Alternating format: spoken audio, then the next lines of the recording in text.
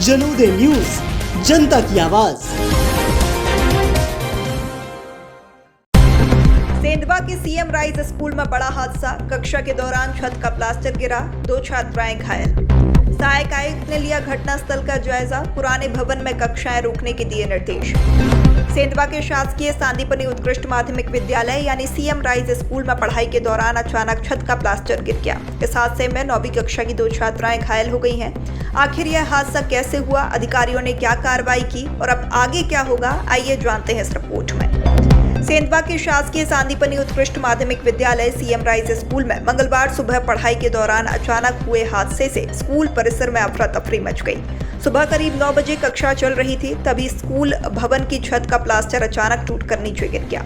घटना के समय कक्षा में 8 से 9 छात्राएं मौजूद थीं। प्लास्टर और मलबे की चपेट में आने से कक्षा 9वीं की 2 छात्राएं घायल हो गईं। घायल छात्रा प्रियंका ने बताया कि पढ़ाई चल रही थी, तभी अचानक छत का प्लास्टर टूटकर नीचे गिर गया।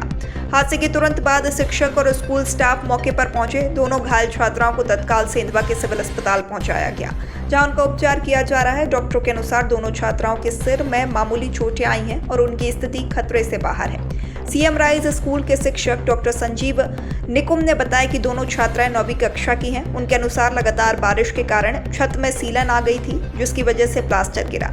घटना की जानकारी तत्काल वरिष्ठ अधिकारियों को दे दी गई है। सूचना मिलते ही बीओ लोकेंद्र सोहनी स्कूल पहुंचे और घायल छात्राओं के उपचार की जानकारी ली।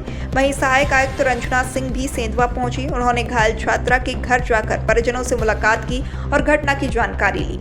मामले में सहायक आयुक्त रंजना सिंह ने पुराने भवन में कक्षाओं का संचालन नहीं करने के निर्देश दिए हैं। साथ ही नवीन भवन में ही कक्षाएं संचालित करने के लिए कहा है।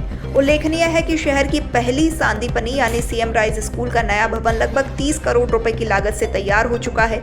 हालांकि फर्नीचर और अन्य विभागीय प्रक्रियाओं के कारण अभी तक भवन का हैंडओवर नहीं हो पाया है। इसी वजह से फिलहाल विद्यालय का संचालन पुराने भवन में 2 शिफ्टों में किया जा रहा है। फिलहाल दोनों छात्राओं की हालत सामान्य बताई जा रही है और शिक्षा विभाग पूरे मामले पर नजर बनाए हुए है। जी मैडम। जी पूछें। मैडम, आज जो घटनाक्रम हुआ है उस मामले में क्या आपने पाया है और क्या आगे कार्रवाई होगी इस मामले में? पुरानी बिल्डिंग है जी 12 कमरों में 1580 बच्चे पढ़ रहे हैं 2 शिफ्ट में। जी मैंने जो जाके जो वस्तु देखी, 2 कमरे सबसे ज़्यादा थोड़ा सा मतलब ऊपर जिसको कहना चाहिए, एक पोर्शन में बहुत गिरा हुआ था, उसकी मैंने फोटो खींची। उस पोपड़ का एक पोर्शन गिरा।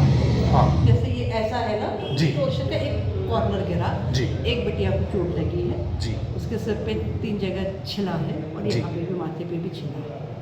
तो मैं उसके घर भी गई थी बच्ची को देखने। बच्चे को एक दर्दनाशक डॉक्टर ने दे रखा है और मल्टीविटामिन और टेटनस का इंजेक्शन लगाया है। जी। मैंने फिर बाकी कमरे भी चेक किए। हाँ। कमरे चेक करने पे पाया कि एक कमरे में और थोड़ा सा इस बीम के पास में पोपड़ था, उसको भी मैंने शिफ्ट करा दिया, क्योंकि एल शेप में एक जगह है।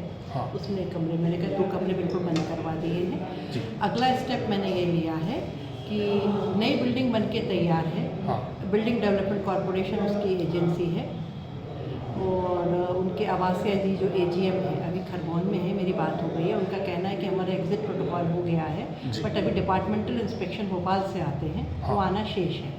कलेक्टर मैम से मैंने निवेदन कर लिया है कि हैंडिंग ओवर टेकिंग ओवर की प्रोसेस चलती रहेगी, लेकिन बच्चों की सुरक्षा की दृष्टि से अभी आपके सामने मैंने निर्देशित किया कि नई बिल्डिंग में बच्चों को पढ़ाने के लिए फर्नीचर्स आ चुके हैं। फर्नीचर्स की असेंबली हो रही है, वो भी जब तक हो ठीक है, दरी बिछाएं और